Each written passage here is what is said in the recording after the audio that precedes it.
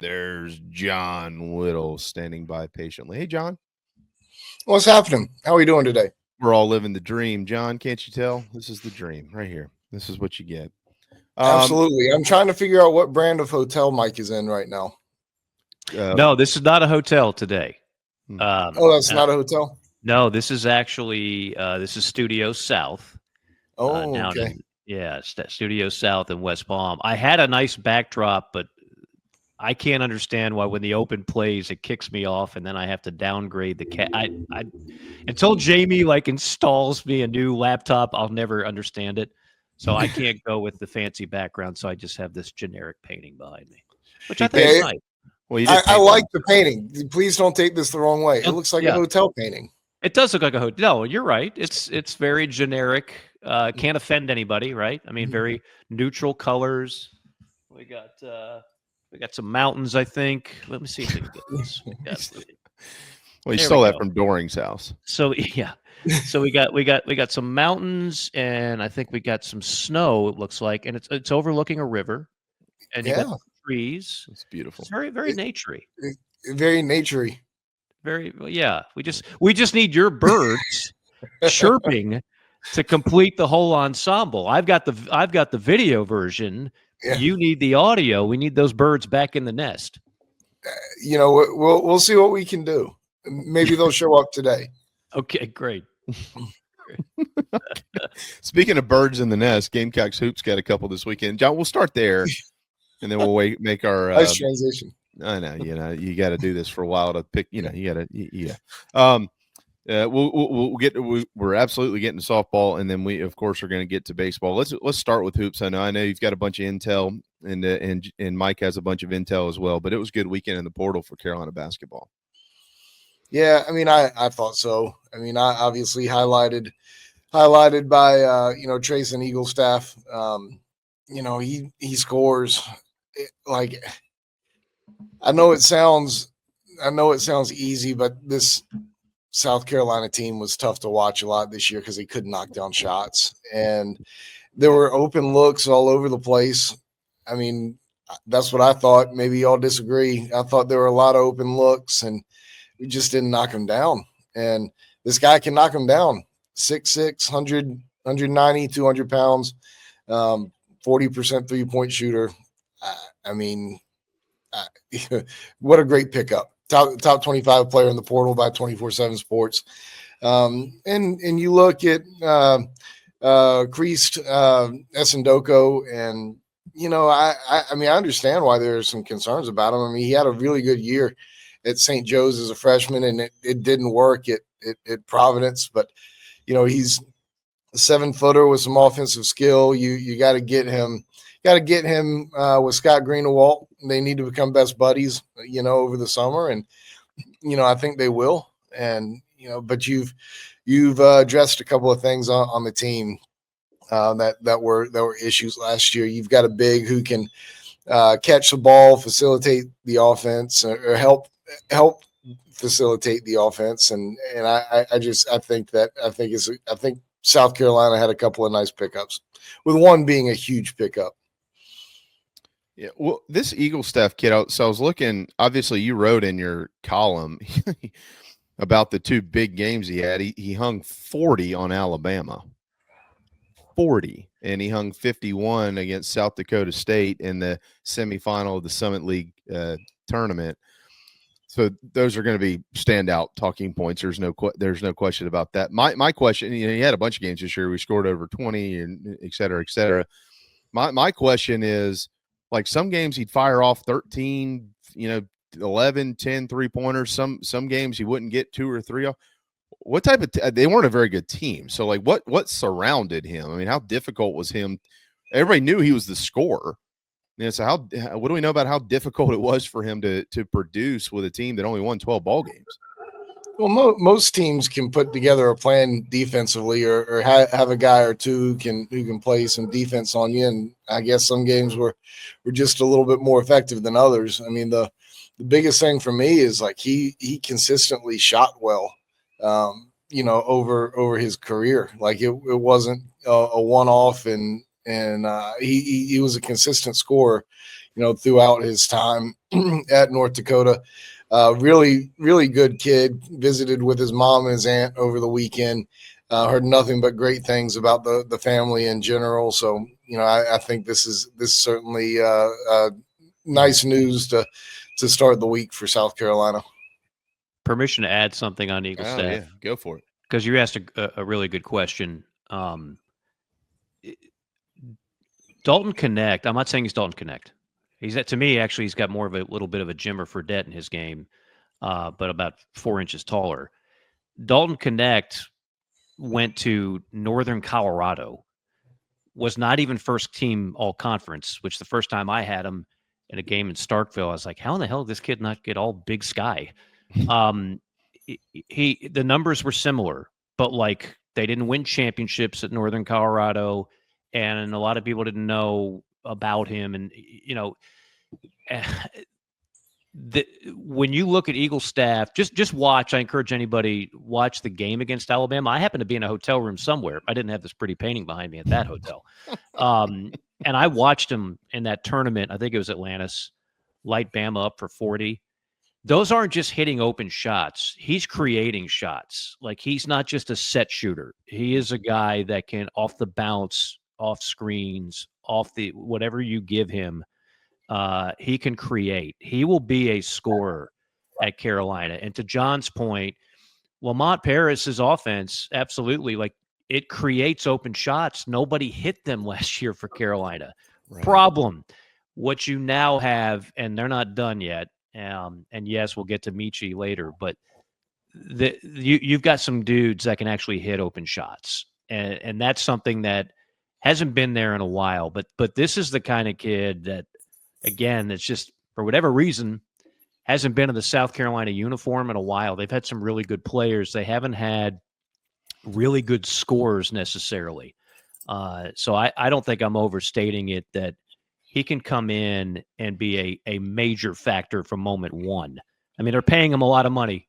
I won't quote a figure, but I will tell you, for those that are concerned about the buy-in by Gamecock basketball, financially, they were dead last in the SEC a year ago. They are not going to be – they're not going to be number one. I don't think Carolina's ever going to be number one in hoops. But they are going to be very much in the sandlot with where all the popular kids reside and are courted by all these other teams. And this was a guy that could have gone a lot of places for a lot of money. But he realized this offense and Lamont Paris and what they do at Carolina will fit his game like a glove. You said a lot of places. John, you reported on some of this. He had some incredible suitors for him too, didn't he? Yeah, I understand that he had visits set up with Gonzaga and Kansas and Kentucky. Wow. So now, I mean, I think there was some understanding that he wasn't going to have the same kind of role in those places as he would at South Carolina, but they were having him in on visits. So that shows you what programs of that stature, thought of this kid. Yeah, they don't. Those teams, unless I miss something, they don't sign bad basketball players. They do sign good ones, right? Just to be clear. A career. So this past season, he averaged 19 a game. He's a career 37% 3-point shooter as well. Is there anything that we know about this kid's game that is not on the positive side of this conversation? Something he might need to work on here, or we just no? He's legit. We're gonna stop there. Yeah, I mean, he's legit. I mean, he's not going to be a lockdown defender for you, but that's okay. That's okay. If you can score like that and get in the way from time to time, I think it's gonna be all right. And Lamont has certainly done a nice job of coaching his players from a defensive standpoint. Get some guys in there who can shoot and coach them up defensively and roll with it. So, I think that's about the only thing I could say. And to the point earlier, I asked Treysen, who he kind of models his game after, or who he admires, who he compares to a little bit, and he said Austin Reeves from the Lakers is the guy he gets most often. So, I don't follow the NBA world too closely. Certainly know a little bit about Austin Reeves, but can't wouldn't be the guy to break his game down totally. But that's the guy he said he gets compared to most often. Okay. Let's stay on what we know, and then we'll get to maybe what we don't know yet. And Michi will be a part of that conversation. So Tony Kitchings 2.0, otherwise known as Christ Essandoko, correct? Essandoko? Creased. One of the announcers was saying Essandoko. I don't know which one is right. I don't know which syllable you put the emphasis on. But I was watching his highlight reel as well. Yeah. And some of them were saying Essandoko, but who knows? Essandoko. He's from France. Okay. So 7 foot 290. It's Tony Kitchings 2.0. We can all agree on that. I tell you what he's not. He's not Josh Gray 2.0. Like this, he actually can score. He'll average more than 2 points a game. I hate to pick on you.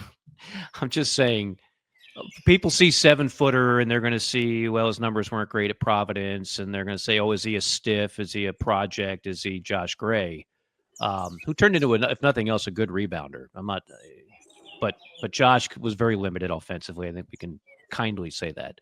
This kid, from what I understand, John, as you pointed out very well in your article, there was a little bit of a disconnect with him and Kim English for whatever reason.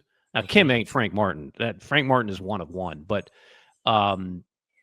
this kid will fit very well into. Well, Lamont Paris is a player's coach if there ever was a player's coach. He doesn't put up with BS.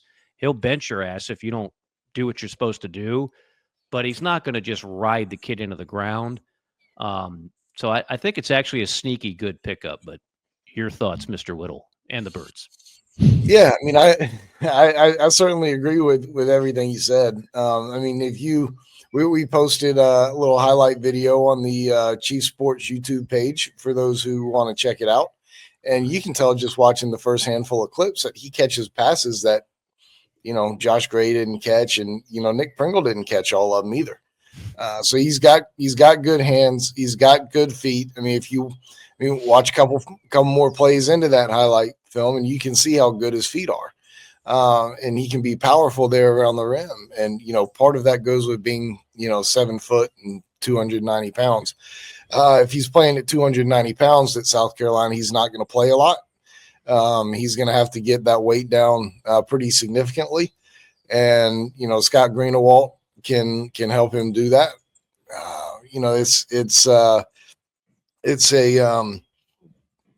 It's going to be a similar challenge to that of BJ Mack, but BJ Mack did a nice job too. Some folks may not remember the conversation, but after his Wofford season, BJ Mack, his weight got up really high, and they had to work really hard to help him get it back down to a good playing weight, and they did that. And if Crease has that same kind of work ethic and dedication, I think he's going to be just fine. A couple of his better games this year, for what it's worth, came against St. John's and Indiana. So for those that want to look through the stats a little bit, you'll see that those do, when it comes to boards and points, et cetera, he did almost have a double earlier this season against the Fighting Hornets of Delaware State. All right, let's talk about Michi. This came out on Friday while we were on the air. I'll lead off with John on this. Have you heard anything? Have the Gamecocks and the Johnsons, have they spoken? What's the deal up there? Yeah, they've definitely spoken. They spoke probably before he went into the portal, if we're being honest. If we're not being honest, we can say as soon as they went into the portal. Okay. Let's not be honest and make sure that we abide by all the rules. But I don't know where it's going to go.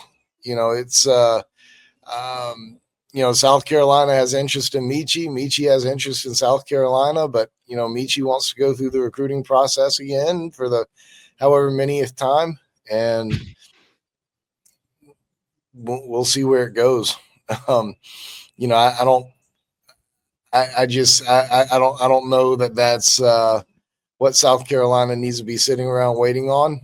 But there's certainly an affinity that Lamont has for Michi, and vice versa. And we'll just see how this situation evolves. I think Michi wants to hear all of his opportunities that are out there. Despite the fact that he was very successful for 2 years at South Carolina, and I guess he's still hunting for something different. The kid's only had like one really good year in his college career, and that was with Lamont Paris. So I mean, is it worth going somewhere else for an extra $50,000? I don't know. In today's day and age, where he's going to be making hundreds of thousands of dollars, he's not a 7-figure guy, but he'll be making hundreds of thousands of dollars for someone. I just wonder if the ability to go where they know your game. They know Michi's strengths, and they also know his weaknesses. Michi is not a point guard. He's not a point guard. Right. He could play a little combo when need be, but that offense will be contoured very similar to what it was 2 years ago to Michi's strengths and avoiding his weaknesses. Whereas if he goes somewhere else, not necessarily a guarantee. So only Michi and you were knows. loved here. Like you 100%.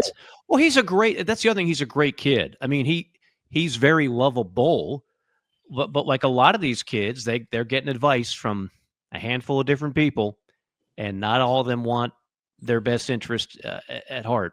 Unfortunately, that's just, to ask these now, we're not dealing with a 17-year-old. We're dealing with I don't know, what is Michi, 22, somewhere in there. This is going to be his 6th year of basketball. Maybe he's 23 and a half. I don't know, but he's a grown enough to where he should know this guy is not giving me good advice. This person is. And I mean, to me, the choice might be pretty obvious without knowing what other offers are on the table.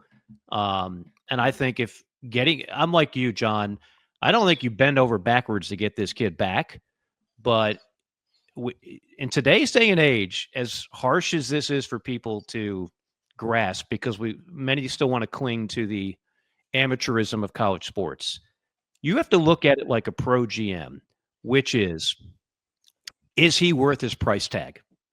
That's literally what we do now in college athletics. Mm-hmm. Football, basketball, baseball. Is he worth the price tag? And if it's the right price, I think Michi's an asset. But I don't think Carolina's going to break the bank for him either. Yeah, and I think that's the way, South Carolina should go about it. And, I get tired of seeing folks in the comments talk about how not your comments. You have wonderful people in your comments. That's by design. That's by design. Talk about we always get outbid.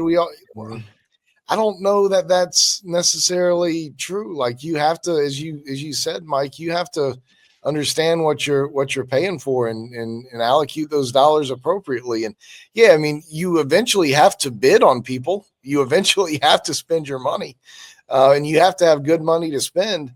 But it shouldn't be a make or break deal. You shouldn't be, as you said, bending over backwards in this instance. If like the kid knows what this place is about. He didn't have a great first year, but it wasn't terrible. He played a lot. He played well at times. But they just found a better fit for him in his second year. And, I think that it might be beneficial to have him because their games don't line up perfectly apples to apples, but he's pretty close with Eli Ellis and how they play.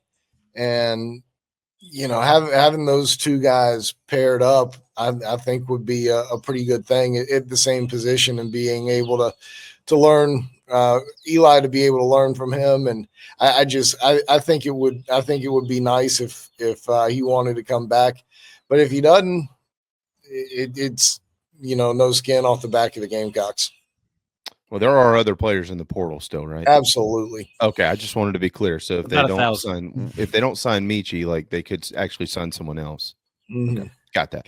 To wrap this part of the conversation up, because I got to get to some other things with you here, but portal wise, and Mike, if we don't have enough time for some of the intel you've got, obviously we'll get to it in an hour or two. But portal wise, what else is newsworthy on this Monday morning for the Gamecocks?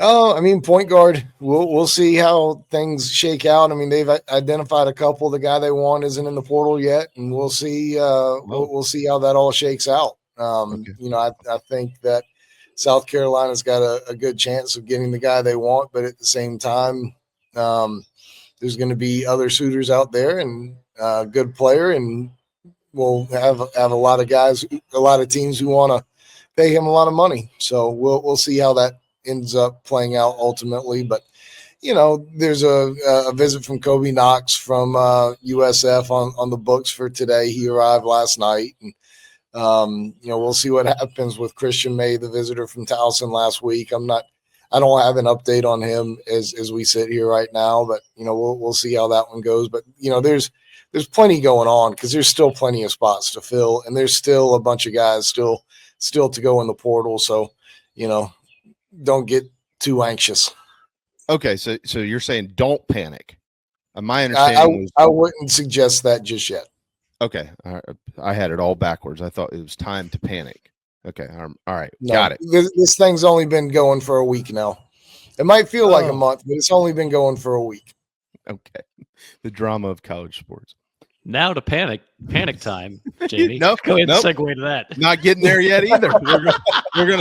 We're staying on the good news side. Oh, of things. okay. The order's been reversed. I see how it works. We're staying on the good news side of things, and yesterday was a great day in Baton Rouge. How about Ashley? John, you've got, I think you wrote about it or you mentioned it somewhere maybe on the message boards, and I was thinking the same thing yesterday when they wrapped up game 3. It is way too early to even have the conversations, but you can start to put some dots on the radar as to what the postseason may look like. We're entering that time frame in which you can begin to kind of talk about it. And for South Carolina softball, everything right now is pointing to a national seed, and a very high one if things continue to go in the right direction. They have the second most quad 1 victories in the country with 14 of those. They're 27-7 overall. They've played the third most difficult schedule in college softball, and they've got another huge series win, and this one was on the road this weekend. They just continue to find ways to get it done, and that's after they got blown out in game 1. So they took the day off on Saturday, and the weather rolled through, and then yesterday they took it right to LSU. Yeah, absolutely. And, that's 4 ranked series wins already. Georgia at Duke and Texas Tech were all top 15 teams. I mean, it's incredible. And, I know Ashley had the benefit of coming from Charlotte and having some good players that wanted to follow her. But man, for her to get this program where it is this quickly, and, you're still kind of about to the halfway point. So there's still a lot of season to go. But, I mean, they've gone against some of the best teams in college softball and won. I mean, it's incredibly impressive. And their pitching has just been fantastic to be, and she's laid that out on our program multiple times. I'm going to try to squeeze her in this week if we can. If you've held out and haven't gone to a game, you can't squeeze her in. She's getting popular now. Now okay. I thought you meant from your show standpoint. No, I got plenty of time. Boot me off. Take away an hour from Mike. Whoever it takes. Hey, I'll take the hour off, or I'll join in. Whatever. I told Ashley last time. I was texting with her. I said, "You've become quite popular. People want to hear more from you than anybody else. You have 4 chances to go see him this week. 21st ranked Ole Miss comes to town on Friday, and they got Wofford tomorrow night. But John, you mentioned the series wins. Wednesday night. Wednesday night. Yeah, Wednesday. Sorry. How have the crowds been? Speaking of which, I've been to a handful of games now, and they've been pretty good. I mean, every seat is not full. I mean, there's room for folks to come, and that was even for the Clemson game. I mean, there's room for more fans out there. Jump on the bandwagon. I don't know exactly what it sits. I think it's about 2,000. But come on out. I still think it's once fans, now winning is the key. We all know that. A lot of people that never cared about women's basketball all of a sudden became junkies. Same thing with softball. But I do think it's a very attractive sport for people. You go in there, 2 to 2.5 hours. It's condensed, unlike baseball. So you're kind of closer to the action in a lot of respects. It's fast paced.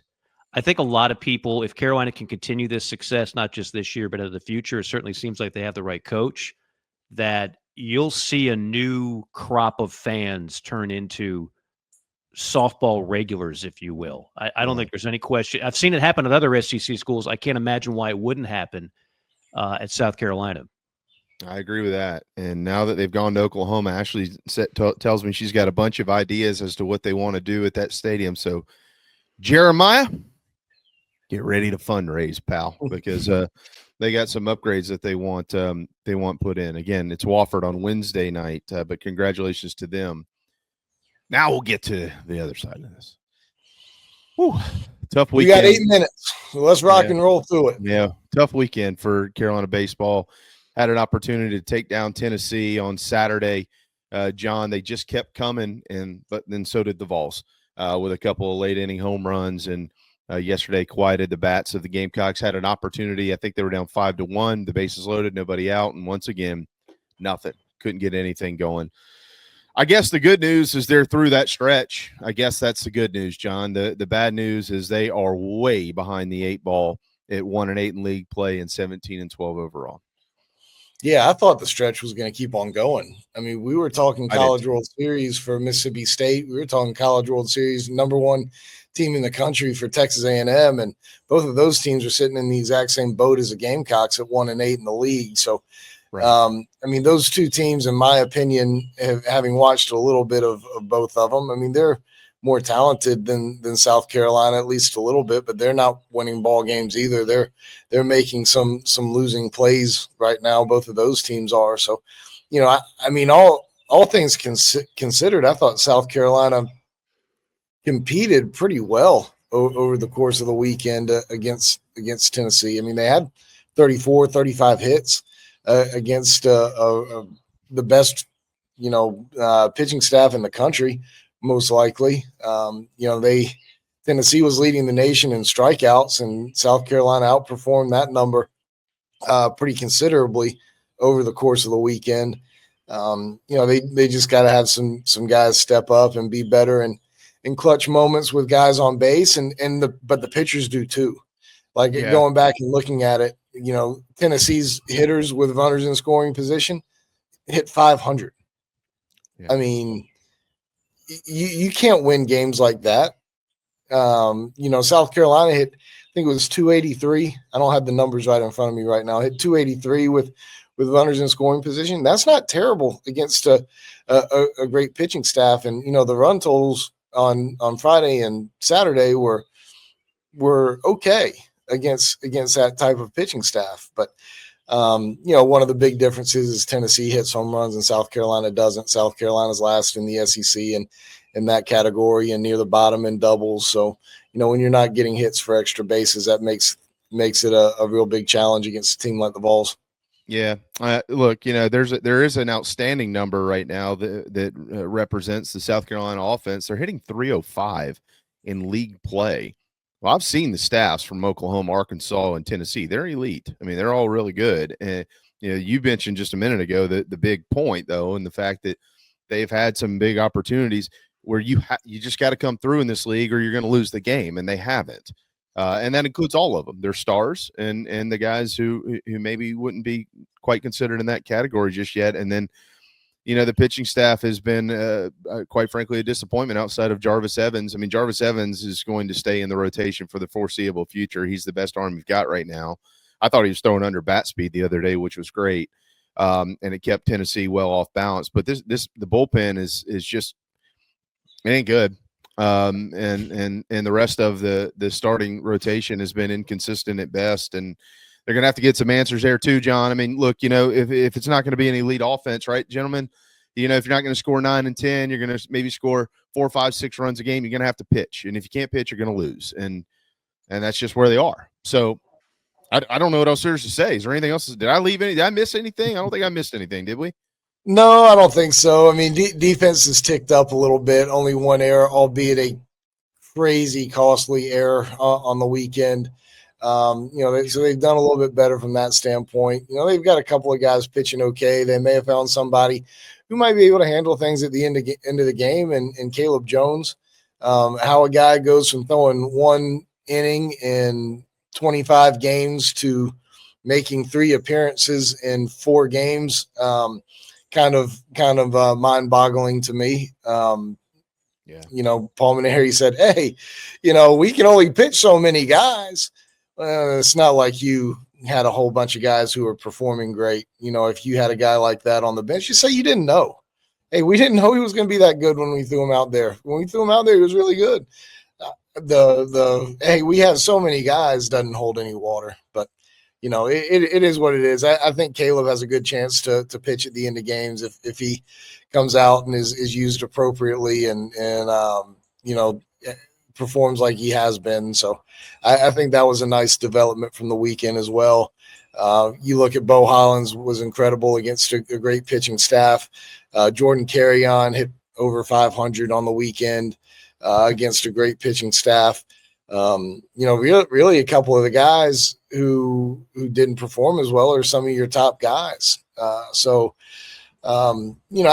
think things are trending up a little bit offensively. I think you're just going into a part of the schedule where you match up a little bit better, and I think that's kind of the overall point and the hope that South Carolina folks should cling to. South Carolina has played 4 teams against opponents that are ranked in the top 10.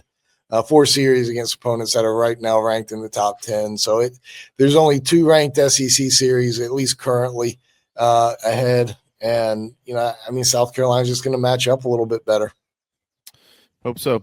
In league play, Carrion and Casmar are your top hitters for anybody wondering, which really is outstanding for them. But they got to get some big knocks. And I'm a big believer in the future with the corners. The corner infielders. Those guys they're elite defenders and they're pretty good hitters, and they're coming along just fine.